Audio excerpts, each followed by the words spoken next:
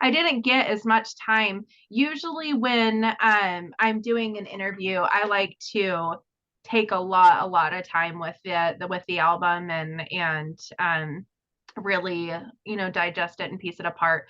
But he was like, "Do you want to do the interview tomorrow?" And I was like, I'm gonna rally and I'm gonna do this. I'm gonna make it happen." So I didn't get as much time to like really, really sit. I had already listened to it a few times, and when I am just listening to music for the enjoyment of it, then it's just like the music. I don't really sit there and try to pick it apart or sit there and try to like understand where it's coming from. But when I go to do an interview, I'm like, I want to know, what is really going on here so I can come up with interesting questions.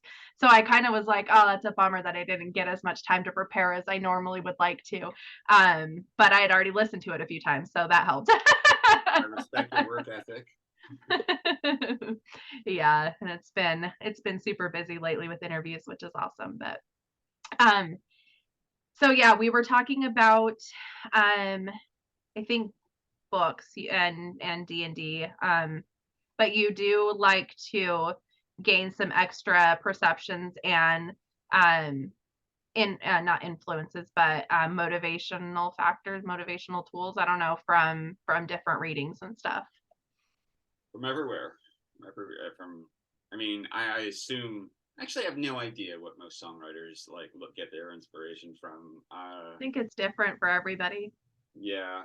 I wish I had more of a forum for talking to other songwriters, but I rarely encounter those who put as much um this is not to say they don't exist. I rarely get the opportunity for discussions with people who put just a lot of effort into their lyrics or their song. Mhm. I encounter far more like a jammed out situation, just threw some stuff together. Um, and I doubt that's I don't know what's the norm, but I guess that could just be best summed up as I would welcome and am thirsty for more conversations with all the songwriters about their process. Yeah. Probably because I would then steal it. All right. No, I think you have a very insightful approach and uh I mean kind of intense approach to how you do it, which I think is great. It's not, some bands strictly get their inspiration from just novels, just books. Some get inspiration just from their own personal experiences. Some of them are just like, some of the patent vocals that are just kind of out there, but you know that they mean something, but you're like have a hard time grasping it because it's done so like poetically. I don't know if that's the right I don't know if that's the right verb for that, but or adjective for that, but you have a really insightful approach of using all the mediums, of um not only talking to people and getting their perceptions on things, which is something we don't do enough of in life. So I think that's really cool that you open up those conversations that I would like to be a part of, hearing those conversations. And especially because people are so passionate about their opinions, especially, lately, that it's almost difficult to sometimes have those conversations. So that's cool. That's one of the mediums you use. Plus, yeah, the insight from books, from experiences. I think that and educating yourself and reading different subjects on whichever topic you guys choose and reading up on it. I think it's so cool. I love physics, so I think that's really cool that that's one of the it's not an easy subject. It's an intense subject. So to so to go black holes, okay, well I'm just gonna learn about that. Like that's not a simple a simple topic. It's true, but um, I think that the ideal for a lot of lyrics, at least what I shoot for, is that ideally they can be appreciated on multiple levels, right down to the most superficial of those words are cool, Right. to I like that phrase, to listen, I read all of your lyrics and I see like your double entendres and like what you're pulling from. I did have many years ago a friend of mine called me out of the blue and I was like, somebody who didn't call me often, and I was like, hey, and they're like, hey, a question for you: is that song about St. Thomas Aquinas? And I was like, well, yes, it is. Thank you for knowing. It's like it was the I know a wristwatch from a hole in the ground lyric. I think I started like looking into it from there, and I was like, well, thank you. That's pretty awesome. But at the same time, with Harbinger of Joy, a friend, we played that at a show. It's actually, we play it both electric and acoustic. It's kind of ironic that it was released on our acoustic album, which was the acoustic version of the heavy song, but we released the acoustic album first, so the acoustic version came out before the heavy song. But we played it at an acoustic show, and a good friend of mine came up and she said, "That song is so romantic. I love it. Just like it's really hard. I think it might be the most romantic song that you've written." And I was like, "So you didn't catch that it was all about booze, did you?" She's like, "What? No." I mean, I was like, "Yeah, every lyric is a double entendre. I'm thirsty for your company, all day longing for you next to me." Um, or nurse that pain, nipping away disdain, all disappointment drained by a healthier pour. And she's like, "Oh, damn it, you've kind of ruined it for me." Um, but but I don't think it matters. I think that at least ideally, everybody can enjoy it for as much effort as they put into it. Is Mm. from cool song to, okay, I see what you did there with the chromatics. Right. Right. Yeah. Which is cool. Yeah. Back to the multi layers. Yeah. And that's cool because someone listening to it initially might a year or 2 years down the road be going through something different and be like, oh, I hear that song in a totally different aspect now, you know? Yes. I mean, I tend to do that with my own songs and songs I listen to. I guess I hadn't ever occurred to me that someone might do it with the songs that I write. Yeah, no, absolutely. I think that's something that good musicians are able to accomplish is, oh, I enjoy the song. I'm gonna rock out to the song. I'm gonna to just chill to the song, whatever. And then you're going through something and you're like, okay, I need this song. Like it's just a totally different environmental, situation of, I guess where your mind is and where your life is and You mentioned that you were a fan of like stoner sludge kind of stuff. Had you, and don't feel bad if you haven't, because I assume you haven't based on what you said, that checked out any of our earlier stuff? I haven't yet. I'm really excited to though. But yes, I have not yet. I did see that you did put out an acoustic album, but I didn't get a chance to go back and dig through some of the older stuff yet. So what's noteworthy perhaps in terms of this particular album? We started off as a far sludgier band, Huh. when we started. The band's 10 years old now, and our first releases were much more down tempo, much, and I used to call it progressive sludge. In fact, the first song on our first release is 10 minutes. Mhm. It's enormously spatial, like spacious, just kind of like long held, deep, thick notes, um, with some stoner songs thrown in there.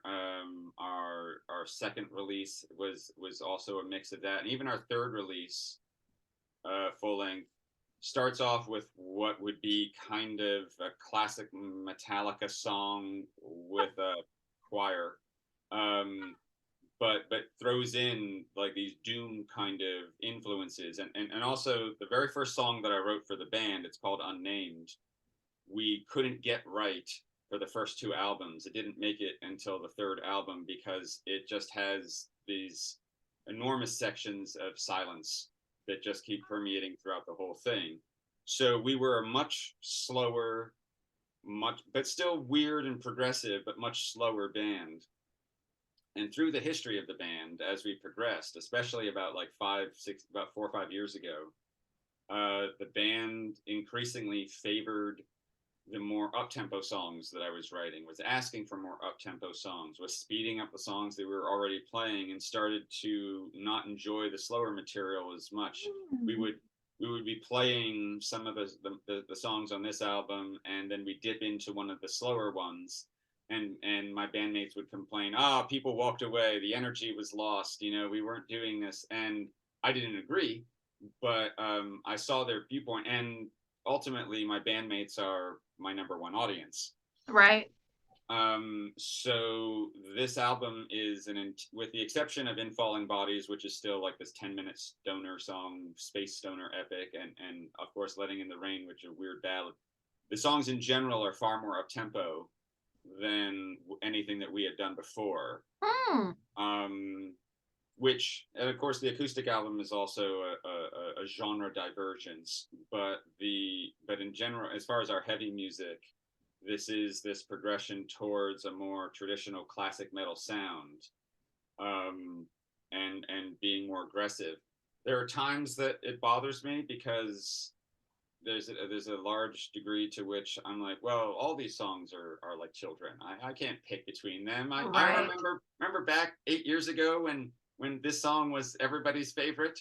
Remember when we were all like, oh, this is great, and we just loved playing this 10-minute like sludgy thing.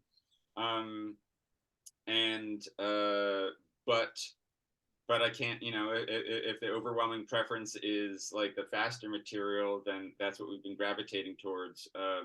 But every now and then, even I agreed that we don't have to play the sludgy material live, but we rehearse it every now and then just for enjoyment. So that was last week or earlier this week. We had like our rehearsal was entirely devoted to classic, expansively long, slow songs that we had not played in a long time. All of these like 8-10 minute epic kind of things that we then got out of our system. I got my fix. And then when we get together next, it'll be like, okay, we're back on the straight ahead, Oh, that kind of makes me sad. So with the fans that you guys have developed over the years, are you nervous about putting this out? No, mostly because the people who like us, I think, like what we do no matter what we're doing. Or there's still a very, in the same way that the current album, it's like, well, what is it? Is it classic metal? Is it proggy? Is it whatever? It's their sound. It's our old songs don't sound out of place with what we're doing any more than In Falling Bodies on this album sounds terribly out of place with everything else. Okay. So I think it's more the character of what we do that brings people along. That said, the other aspect is it's not like we fit in really well with the scene. Even when we were doing what we were doing, it didn't really sound like any of the sludge or stoner metal that was happening in Portland. Right. We don't sound like really any of the other metal. There's not much of a metal scene per se in Portland. There's the sludge stoner scene, and then there's the death metal scene. So there's very few that are in between, but we don't sound like any of them. So I think we just kind of play with a wide variety of different bands and pick off the people who are just like, I don't know what you are, but I like what you do. Mm-hmm. Right. We really love playing with death metal bands because death metal, we're not death metal, but we incorporate death metal elements to the extent of we're riff based. We have a lot of changes.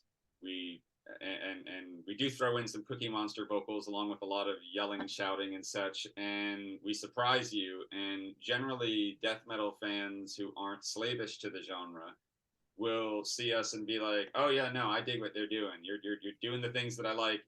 Maybe I wish you were a little heavier, but I'm still like you're doing what we like." Right. Whereas, frankly, with like the stoner sludge bands, I tend to find that fans of that music are more interested in, no, I just want to zone out to a groove. The fact that you keep interrupting it or changing things in different parts is not helping my buzz.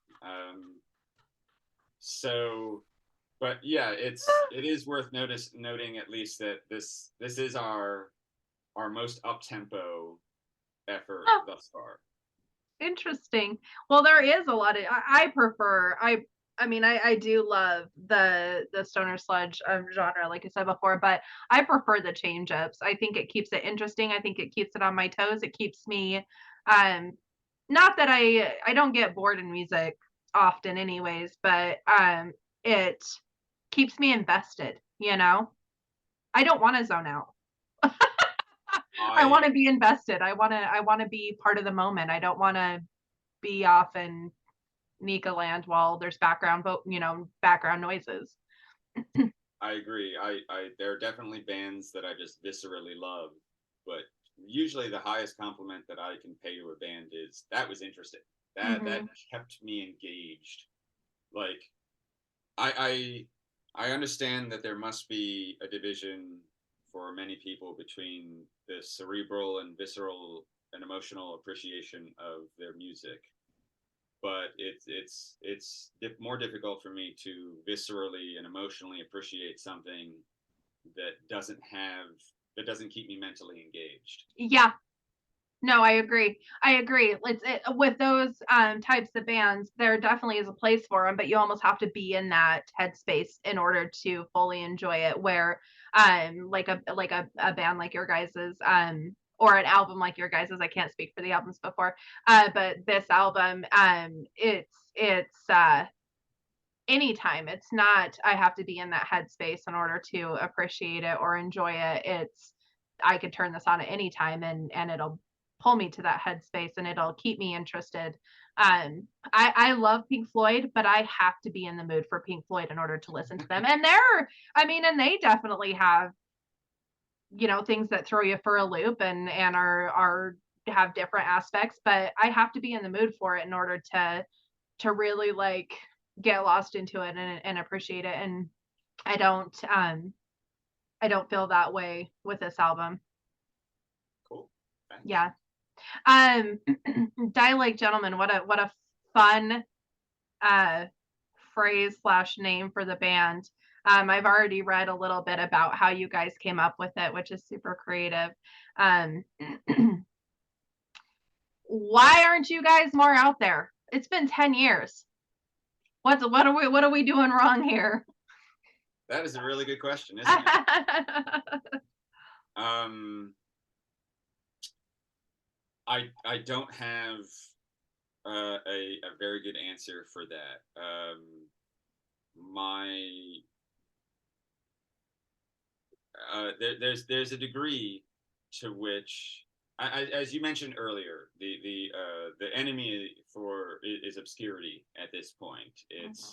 It's that every band is one one piece of straw in that haystack, and how does something come to the fore? Mhm. Um, we are terrible networkers. Uh, That could be why. we are terrible networkers. I mean, I'm okay at it, but I'm also not the most uh I'm more motivated towards it, but probably the least personality wise disposed towards it, Mhm. in that I have a lot of personality issues that make me being the person who is doing the speaking to people and talking to people thing not ideal. Mhm. Um, there we definitely have people that enjoy us. We definitely have, um, but there's not much of a scene. There's no scene in Portland that we belong to. Mhm. We are, I believe, I would say that we're respected, Mhm. but not often sought after. Mhm. Um, because we don't complement very many other bands. Right. Right. Uh, Yeah. I mean, who would we open for? And then who it's just I think that our inability to not just stick to a genre but to be any genre doesn't help us in that regard. Mhm. But I mean, at the risk of sounding like we're making excuses or anything like that, I don't think that's the case. I think it's just a matter of that bands need advocates Hmm. in this day and age. It needs advocate people who want to tell their friends and tell their audience about them, people who want to book them to shows, people who want to sign them, and so forth. And most every opportunity we just haven't had very many opportunities. We've gotten Hmm. always lukewarm responses as far as booking. Labels have just not been interested. Um, Hmm.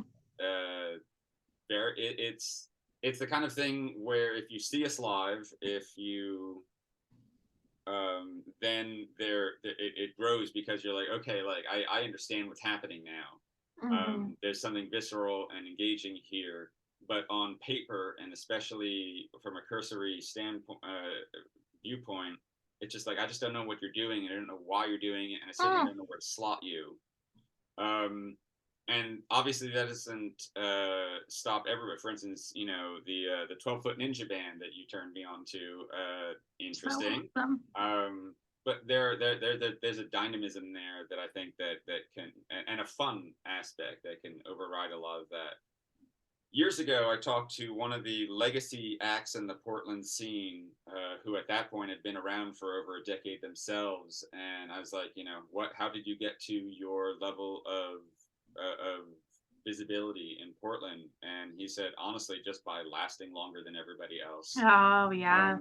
At this point, that's, you know, that's kind of also, we have no better plan beyond that. Obviously, we're taking more steps this time. We've engaged PR for this album. We're I'm about to start working on some a summer East Coast or West Coast tour. Um, and but ironically, at a time when social media is falling apart. Right. Uh, the You old have to adage. start doing TikTok videos. That's the new thing. Honestly, actually, on a weird flip of that, at the last show is when I brought out for the first time in many years a paper email mailing list, because that's where we're coming back to. Right. MySpace for a while was email was supplanted by MySpace as far as a way for bands to engage and talk to fans. Facebook supplanted that. Bands in Town kind of is that now, but by and large, people are abandoning that, which I don't think is a bad thing. Yeah, for sure. Right. Right. But then it's like, what medium do you use to reach the masses then when that has been kind of the thing for the past, 20 years? Yeah. And I mean, I work with a lot of younger, not a lot, but some teenagers. And that's, I mean, it seems like TikTok is the new big thing. I don't know how long, that's going to be the big thing, but it's been around for long enough now that I think it's going to be a big thing for a while. And Twitch, um, but that all requires videos. And I keep trying to figure out if those are platforms that I want to utilize as well for Metal Nation. And I'm just like, oh my gosh, do I want to learn learn how to do all this stuff, and is it going to be worth it? But one of my favorite authors recently has been utilizing it, and he's been getting like a ton of feedback from it. So I'm like, well, maybe that is the direction to go. I can see it. I'm resistant to the TikTok thing thus far, I don't blame you. but ultimately, I think that one needs an evangelist who is in a position to do something for you, Right. and we have not yet found ours. Right. Um, Yeah. but that's fine, honestly.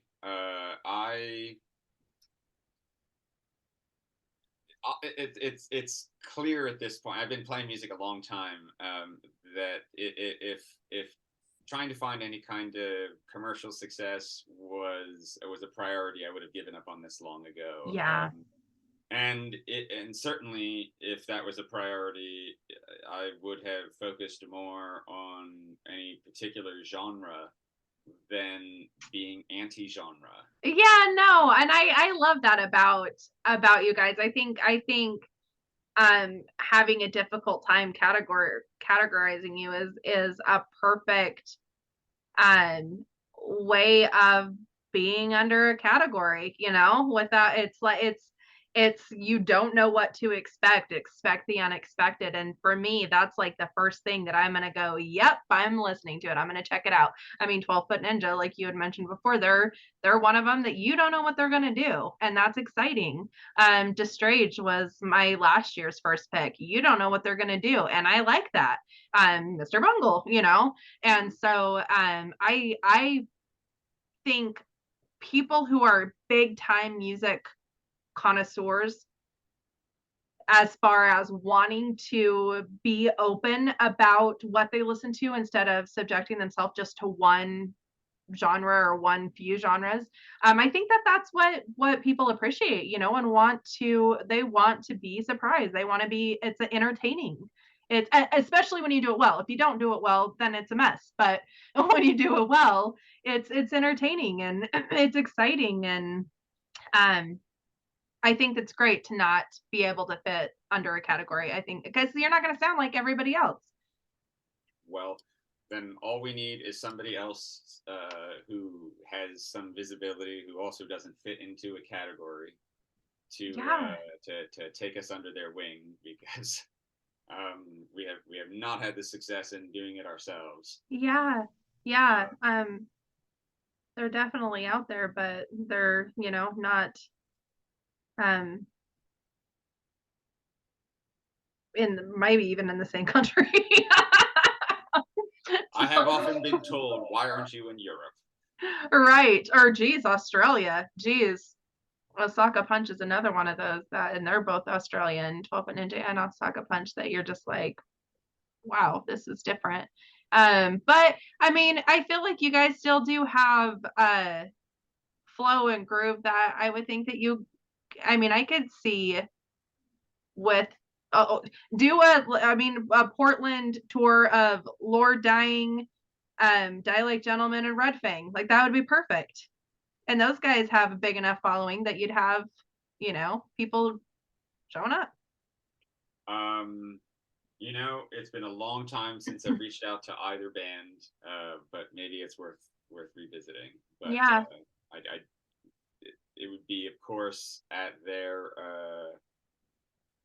they'd have to be willing, and we'll see. But I will Yeah. take your advice and reach out to them. Yeah, yeah, why not? I don't know. I don't know. I haven't heard much about Lord Dying lately. I don't know. I know Eric is traveling a lot, but I don't know if they're doing much, but I think you would fit like perfectly in between them. Um, it's possible. I don't know Yeah. that everybody would agree with you. What's that? I don't know that everybody would agree with you. That's okay. I don't need everybody to agree with me. I need just enough people to agree with me that they're going to show up. Agreed. So then you can show them what you guys do. Oh. Well, I hope that you end up getting lots more interviews and recognition. I hope more people take the time to click play on that, because I do think that it is a very interesting, very dynamic, really good album. I probably will push play on it again after I get off with this, because I keep finding myself wanting to go back to listening to it, you know. And that is special. That doesn't always happen. Sometimes with interviews, not that I don't like the music, but I'm like, okay, on to the next, you know. And this is definitely one that I'll continue to revisit. So that's exciting for me. I appreciate that, and I want to thank you again for taking the time. This has been a pleasure and an honor. Yeah, absolutely, absolutely. I know, you know, we're I'm actually just taking over Metal Nation the last probably 6 months or so, and I'm trying to figure out all that kind of stuff as well. I mean, they already have a pretty um pretty good following when they did their website, and then they used to have a radio station, which they don't do anymore. But when they started the new Facebook page, what was it, probably 2 years ago, it's been kind of slow going just as far as that medium. The rest of them are pretty good, but I'm trying to figure out how to get more attention in all different areas, so that way, bands like yours will be able to get more recognition and will be able to reach more people. So that's my plan. So if I do end up finding some kind of like a magical equation or something to bring it even more and more, um, it's been a really long week. I've been up since 6 o'clock, and I've seen client after client after client before I started talking to you. So my words are, yeah, not super clear as they usually are. But reaching, yeah, more people and getting more, I can't think of what the word is. Anyways, if that ends up happening, or when that ends up happening, I'll definitely connect with you again, and we'll, talk about whatever you guys are working on at the time, or if it ends up being even sooner, even do something, that after the album's out or something, and see if we can get more people on board. I appreciate that. I want to thank you for everything. For sure, for sure. I hope you have a really good rest of your day and a great weekend. Hopefully it's more, um I was gonna say sunny, but it's usually not super sunny in Portland. Hopefully it's warmer there. No, it's miserable here, but Is it? Okay. Well, maybe stay indoors then. thank you very Awesome. much. Thank you. Have a great rest of your day. You too. Bye bye. Bye.